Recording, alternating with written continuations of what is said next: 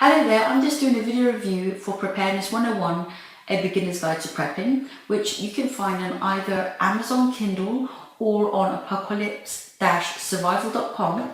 And this book is not so much a book for extreme survivalists, but it's more for regular people like you and I, mums or dads, who just want to get themselves prepared for any type of disaster.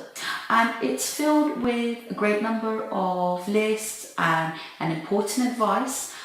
So anyone who's come to the subject as a complete newbie can begin to absorb a lot of salient points about survivalism, or prepping as they call it in the US.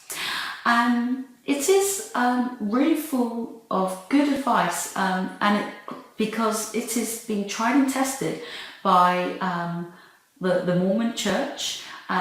They've tried these methods and have been using them for some time. But I'm not a religious person myself, but these methods do work just as well.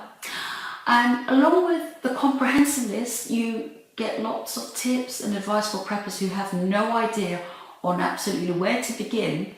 And especially if they want to know things about storing food and essentials for long-term survival for both themselves and their families. And the book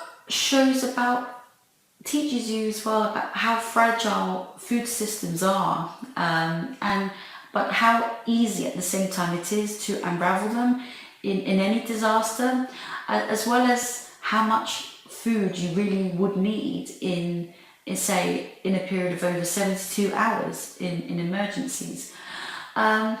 It also, surprisingly enough, covers the mental and psychological aspects to prepping, which I've not seen in any other books on this topic around, really. So it's quite holistic in that approach.